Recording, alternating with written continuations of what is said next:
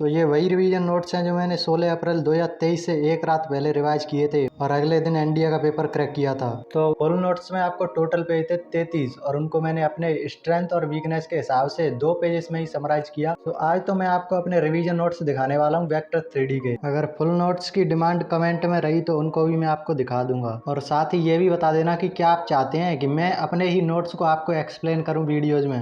तो जिन लोगों ने वेक्टर 3D पर रखा है उनके लिए ये रिवीजन भी हो जाएगा और उनको कई सारी नई चीज़ें भी देखने को मिलेंगी जो उन्होंने क्लास में नहीं पढ़ी होंगी। तो चलो जल्दी से इनको देखते हैं। तो यहाँ पर देखो पहला कंसेप्ट मैंने लिखा है जो इम्पोर्टेंट है वो किसी पॉइंट से अक्ष की दूरी, जैसे आपको दे दे कोई पॉइंट है 1 2 3 मान लो चलो, तो यहाँ से अक्ष है एक्स अक्ष, मैंने माना है कि एक्स अक्ष से दूरी निकालनी है। जैसे यहाँ पर हम मान रहे हैं एग्जाम्पल के लिए मान रहे हैं कि एक्स अक्ष से आपको दूरी बतानी है, तो आपको क्या करना है ये डी, ये दूरी क्या हो जाएगी जब एक्स अक्ष से पूछे तो एक्स अक्ष को हटा देना है। तो यहाँ पर एक्स क्या है, एक्स ये वाई जेड तीनों है, तो एक्स वाले को नहीं लेना है, वाई का स्क्वायर प्लस जेड का स्क्वायर, ये आपकी दूरी हो गई। अगर आपको वाई अक्ष दे तो यहाँ पर वाई स्क्वायर की जगह पर एक्स स्क्वायर लेना है, मतलब जो अक्ष पूछे वो वाला नहीं लेना है, उसके अलावा जो दोनों अक्ष हैं उनका अंडरवुड में स्क्वायर करके जोड़ देना है, वो आपकी दूरी हो जाएगी। तो ये आपको याद करनी है क्योंकि डायरेक्ट क्वेश्चन आते हैं इससे। दूसरा क्या है, किसी पॉइंट का अक्ष से प्रतिबिंब बताओ। जैसे इसको समझते हैं, कोई अक्ष है ये वाला एक्स अक्ष मान लो चलो, ये आपको पॉइंट दिया है 1 2 3, तो अब इसका प्रतिबिंब बताना है यहाँ पर। तो वो क्या हो जाएगा, अब आपको पता होगा ऊपर से नीचे जा रहे हैं तो एक्स में तो कुछ नहीं जा रहे, हम सीधे वाई और जेड में जा रहे हैं, तो यहाँ पर एक्स अक्ष को नहीं बदलना है, तो एक तो सेम टू सेम रहेगा, 2 3 को माइनस कर दो क्योंकि माइनस में ही तो जा रहे हैं। तो ऐसे आपका ये आ गया आपका प्रतिबिंब। अभी मैं आपको जल्दी जल्दी बता रहा हूँ, पूरा आपको आगे से वीडियो मिल जाया करेंगी, तो जल्दी जल्दी देख लो इनको। अगला क्या है, किसी बिंदु से प्लेन की दूरी, आप तो इसे रिवीजन की तरह समझें, अगर आपने वेक्टर 3D पर रखा है तो आपका रिवीजन चल रहा है, ये कुछ चीज़ें रिवीजन में आपको नई मिल रही हैं, ये समझ लो बस। किसी बिंदु से प्लेन की दूरी, और यहाँ पर देखो मैंने शॉर्ट में लिख रखा है कि एक्स वाई प्लेन मैंने माना है, तो यहाँ पर कोई बिंदु ले लो, वही ले लेते हैं 1 2 3। अब कोई प्लेन दे रखा है एक्स वाई मैंने मान लिया, आप कोई भी मान लो, सबके लिए मैं बता देता हूँ। तब उसकी दूरी बतानी है कि डी क्या होगा।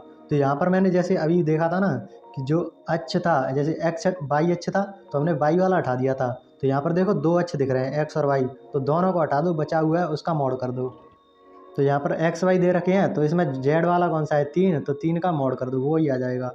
अब जैसे आपको वही पॉइंट है 1 2 3, अब उससे कोई प्लेन है, हमने अभी लिया था एक्स वाई, इसको ले लो वाई जेड ले लो चलो, तब इसकी दूरी क्या होगी उस प्लेन से, बिंदु की प्लेन से दूरी क्या होगी, जेड दिया है वाई दिया है, तो एक्स वाले को रखना है बस, वाई जेड को हटा दो, जो पूछे वो वाले को हटा दो, बचा हुआ लिख दो, तो मोड 1 हो जाएगा इसका आंसर। अगला पॉइंट देखो, तो ये सारे के सारे क्वेश्चन हैं, इन पर PYQ बनते हैं, तो ऐसे मत समझना कि ये वैसे ही बता रहा हूँ, ये सारे PYQ बनते हैं इस पर। किसी बिंदु से तल से प्रतिबिंब बताना है, जैसे हमने पहले देखा था कि अक्ष पर पहले तो दूरी देखी थी, फिर उसका प्रतिबिंब देखा था एक्स अक्ष से, अब यहाँ पर तल से हमने दूरी देख ली, अब इसका तल से प्रतिबिंब देखते हैं। तो ये रहा आपका पॉइंट, ये रहा आपका तल, एक्स वाई ले लो, एक्स वाई से जल्दी समझ में आएगा।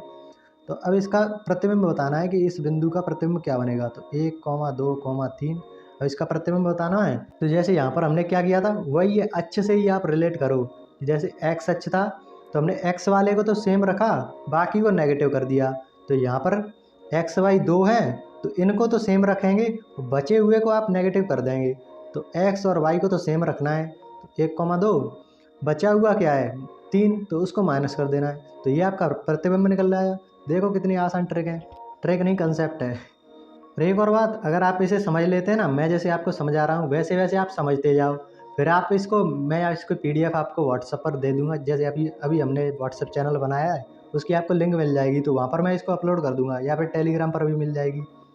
तो फिर आप इसे रिवाइज करेंगे ना तो आप आसानी से सारे के सारे कंसेप्ट आपको पता चल जाएगा कि क्या है इस पूरे नोट्स में। तो एक बार मेरे साथ समझ लो, फिर स्वयं अपना रिवीजन करते रहना, मल्टीपल रिवीजन कर लेना, आपका पूरा कंसेप्ट क्लियर हो जाएगा।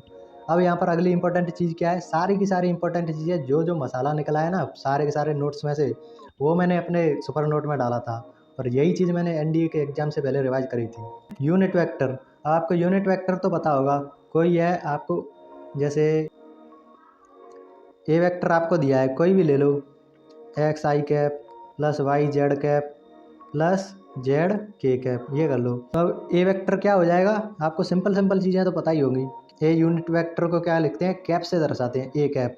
अब इसमें क्या होता है, जैसे ये वाला है, सबके नीचे वेक्टर ए के मॉड का गुणा हो जाता है, तो एक्स बटे वेक्टर ए का मॉड डायरेक्ट लिख लो।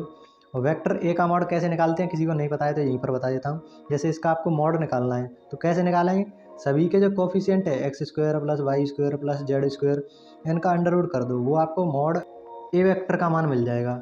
ऐसे यहाँ पर आपको आई कैप था ही प्लस वाई बटे मॉड ए वेक्टर, सभी का वेक्टर लगाते जाओ साथ ही। तो ये आपको क्या मिलता जा रहा है, ए कैप मिलता जा रहा है, यूनिट वेक्टर मिलता जा रहा है। ऐसे जेड बटे मॉड ए वेक्टर के कैप। तो यही चीज़ यहाँ पर लिखी है, वो आपको X Y Z X one I cap plus Y one J cap plus Z one K cap A vector दे रखा था, उसमें हमने मॉड ए वेक्टर का भाग दे दिया सभी टर्म में, सभी पदों में, तो आपको ए कैप मिल गया। अब यहाँ पर देखो एक रिलेशन देखो, मतलब उससे पहले ये देखो कि आपका जो ए कैप है उसको हम क्या लिख सकते हैं, कॉस अल्फा आई कैप प्लस कॉस बीटा जे कैप प्लस कॉस गामा के कैप। ये कहाँ से आया, आपने ये वाला रिलेशन देखा होगा, L square plus M square plus N square बराबर 1, और यहाँ पर एल एम एन क्या होते थे, ये ही होते थे। ए कैप में जो उसके कोफिशिएंट होते थे आई जे के कैप के, उनको हम एल एम एन कह देते थे, एल एम एन। अब इन्हीं का हम स्क्वायर करके जोड़ेंगे ना तो वो आ जाएगा आपका 1। तो ये वाला रिलेशन आपको पता रहता है। और इन्हीं चीज़ को आपको पता होगा, जो कोफिशिएंट होते हैं उन्हीं को, जैसे कॉस अल्फा है, जैसे आपको दिक कॉज्या दिक कोसाइन बोलते हैं ना उसको, डायरेक्शन कोसाइन, वो निकालने के लिए पूछा जाता है। तो वो क्या होते हैं, एल एम एन ही तो होते हैं, और उन्हीं को हम cos alpha cos beta cos gamma से दर्शा देते हैं। तो तीनों रिलेशन आपको पता होना चाहिए कि ए कैप को कितने तरीक़ों से लिखा जा सकता है, और उसमें कौन सा रिलेशन लगता है, L square plus M square plus N square बराबर 1। और यहाँ पर देखो एल बराबर कॉस अल्फा होता है, तो यहाँ पर हमने क्या किया है, कॉस स्क्वायर कर दो, यहाँ पर एल स्क्वायर की जगह पर कॉस स्क्वायर अल्फा हो जाएगा, एम स्क्वायर की जगह पर कॉस स्क्वायर बीटा हो जाएगा, ऐसे ही कॉस गामा का स्क्वायर हो जाएगा, कॉस स्क्वायर गामा हो जाएगा बराबर 1। जैसे इसको कर ही देते हैं, एल की जगह पर हम क्या लिख सकते हैं, cos square alpha plus cos square beta plus cos square gamma बराबर 1, क्योंकि ऐसे ही तो है। तो L square plus M square plus N square बराबर गामा। अब आपको पता होगा कि कॉस स्क्वायर अल्फा क्या होता है, 1 minus sine square alpha, plus ऐसे ही इस कॉस स्क्वायर बीटा को क्या लिख सकते हैं, 1 minus sine square beta plus 1 minus sine square gamma बराबर 1। तो इसको हल करने पर क्या आ जाएगा, इन तीनों को उधर भेज दो, फिर एक को इधर ले आओ, तो ये 3 तो इधर हो गए, माइनस 1 हो जाएगा, तो 2 इधर, उधर सारे के सारे पहुंच जाएंगे, sine square alpha plus sine square beta plus sine square gamma, वही हमने यहाँ पर लिख दिया है। तो ये 3 एक और रिजल्ट बन गया। अब आपको क्या करना है, इस आपको पता होगा कि जो कॉस स्क्वायर अल्फा होता है माइनस साइन स्क्वायर अल्फा होता है, उसे ही हम कॉस 2 अल्फा बोल देंगे। तो ऐसे ही हम करेंगे, कॉस स्क्वायर अल्फा में से साइन स्क्वायर अल्फा घटाओ, कॉस स्क्वायर बीटा में से साइन स्क्वायर बीटा घटाओ, कॉस स्क्वायर गामा में से साइन स्क्वायर बीटा घटाओ, ऐसे ही 1 में से 2 घटाओ, तो ऐसे ही, तो वो कितना आ जाएगा, -1 आ जाएगा। Cos 2 alpha cos 2 beta cos 2 gamma बराबर -1, ये एक और रिलेशन निकल आया था, तो ये भी आपको पता होना चाहिए। तो देखो यूनिट वेक्टर में यही सारी इंपॉर्टेंट चीज़ें हैं। अगर डिटेल में आपको और जानना है ना तो वो आगे वीडियो आएंगी, तो उसके लिए सब्सक्राइब कर लेना। बहुत ही ज़्यादा इंपॉर्टेंट कंसेप्ट आपको मिलने वाला है इस चैनल पर, और खोल के देख लेना एक बार चैनल, कैसा कंसेप्ट आपको यहाँ पर मिलता है। अगली इंपॉर्टेंट चीज़ आती है, सदिशों द्वारा अक्षों के साथ बनाया गया कोण कैसे निकालेंगे। यही चीज़ मैंने अभी थोड़ी देर पहले समझाई थी, अब कनेक्ट करना उसको। आपको एक्स अक्ष दे रखा है, अब इससे आपको एक वेक्टर है ए वेक्टर मान लो, ए वेक्टर आपको वही दे रखा है, x I cap plus Y J cap plus Z K cap. अब इससे आपका कोण पूछा है कि कोण क्या होगा, तो उसको निकालने के लिए आपको पता है, अभी हमने देखा था कि जो ए वेक्टर है उसका हम ए कैप यानी यूनिट वेक्टर निकालते हैं, तो उसमें क्या करते थे, एक्स बट्टे अंडर रूट ए वेक्टर, तो उसको ही हम क्या बोल रहे थे, कॉस अल्फा बोल रहे थे, उसी को हम क्या बोल रहे थे, एल बोल रहे थे। तो ये सारे बराबर हैं, तो यहाँ पर देखो कॉस अल्फा को हम एक्स बटे ए वेक्टर का मॉड, मतलब यहाँ पर मॉड था, यहाँ पर कॉस अल्फा को एक्स बटे मॉड ए वेक्टर के बराबर रखना है। तो यहाँ पर कॉस अल्फा बराबर एक्स बटे मॉड ए वेक्टर, तो यहाँ से फिर अल्फा क्या निकलेगा, हमें कोण निकालना है, तो कॉस इनवर्स हो जाएगा एक्स बटे mod A vector. Mod A vector आपको पता है कि कैसे निकालते हैं, अंडर रूट में X square plus Y square plus Z square. तो ये आपका फॉर्मूला बन गया। अब इस वाले में हमने एक्स अक्ष लिया था, अगर वो वाई अक्ष ले दे तो आपको क्या करना है, जो वेक्टर है उसमें वाई वाले को यहाँ पर रख देना। मॉड ए वेक्टर तो सभी में सदैव चलेगा ही, तो यहाँ पर वही चीज़ हमने लिख रखा है। सदिशों द्वारा अक्षों के साथ बनाया गया कोण एक्स अक्ष के द्वारा हमने एग्जाम्पल दिया है कि अल्फा निकालेंगे तो कॉस इनवर्स x1 बटे एक वेक्टर हमने लिख दिया है, इसे मॉड कर लेना। ऐसे ही अगर वाई अक्ष के साथ पूछे तो y1 बटे ए वेक्टर वो आपके हिसाब से है। अगला पॉइंट है सदिशों द्वारा तलों के साथ कोण। ये हमने अक्षों के साथ देखा था, अब तल के साथ देखेंगे। जैसे हमने एग्जाम्पल लिया एक्स वाई तल के साथ कोण कैसे निकालेंगे, तो वही कंसेप्ट देखना, सिंपल सा जगह ढूंढ लेते हैं। आपको कोई तल दिया है एक्स वाई, अब इसके साथ कोई वेक्टर ए वेक्टर आपका कोण बना रहा है, वही एक्स आई कैप मान लेते हैं, x I cap plus Y J cap plus Z K cap. और ये आपके साथ इसके साथ कितना एंगल का कोण बनाएगा वो आपको बताना है। तो अभी हमने एक्स अक्ष से कोण देखा था, तो उसमें क्या कर रहे थे हम, एक्स बटे मॉड ए को लिख रहे थे, यहाँ पर कॉस इनवर्स आ जा रहा था और अल्फा के बराबर हमने ये कोण निकाला था। अब आपको क्या है, एक्स वाई दे रखा है, तो अब आपको क्या करना है, एक्स वाई को हटा दो, जो बचे जेड वाला बच रहा है, तो जेड वाले को ऊपर रखो, जेड बटे मॉड ए वेक्टर। अब इसके साथ आप कॉस नहीं लेना है, तल के साथ आपको लेना है साइन इनवर्स, बस इतना ही अंतर है। अल्फा का मान आपको मिल गया। तो तल पूछे तो साइन इनवर्स, अगर अक्ष के साथ पूछे तो कॉस इनवर्स। ये दो चीज़ आपको शॉर्ट नोट्स में मिल जाएंगी। ये देखो यहाँ पर मैंने लिख रखा है, एक्स वाई तल से हमने एग्जाम्पल लिया है, तो यहाँ पर एक्स वाई तल है तो जेड वाले को हमें लिखना है, ए वेक्टर नीचे चलेगा ही, यहाँ पर साइन इनवर्स हो जाएगा। यहाँ पर अक्ष के साथ कॉस इनवर्स था, तल के साथ साइन इनवर्स है। तो ध्यान रखना ये सारी चीज़ें 3D ज्योमेट्री में पूछी जाएंगी, त्रिविमीय ज्यामिति में बहुत भर भर के इस पर सवाल आते हैं। ये सारे कंसेप्ट दूसरे कंसेप्ट में मिलकर नए कंसेप्ट बना लेते हैं। अगर आपको ये सारी चीज़ें पता होंगी ना तो आप क्वेश्चन को अप्रोच कर पाएंगे। जैसे मैंने अभी शॉर्ट वीडियो डाली थी, उसमें मैंने बताया था कि टीचर से ये सीखो सबसे पहले कि वो क्वेश्चन को कर कैसे रखा है, शुरुआत कैसे कर रहा है। तो आपके क्वेश्चन में जो शुरुआत होगी वो इन्हीं कंसेप्ट से मिलकर होगी। तो ध्यान रखना ये सारी चीज़ें बहुत इंपॉर्टेंट है। अगला हमारा कंसेप्ट है डॉट प्रोडक्ट का। डॉट प्रोडक्ट में हमें ज़्यादा नहीं देखना है, सिंपल सा है, लेकिन क्वेश्चन बहुत भर भर के आते हैं। तो एक सिंपल सी चीज़ आप सबको पता होगी कि ए वेक्टर डॉट बी वेक्टर अगर जीरो हो तो ए वेक्टर और बी वेक्टर लंबवत होते हैं, परपेंडिकुलर होते हैं एक दूसरे पर। अब इसी चीज़ से हम थीटा भी निकालते हैं। दो वेक्टर के बीच अगर आपको कोण निकालना है तो सबसे पहला ध्यान आपको डॉट प्रोडक्ट पर जाना चाहिए।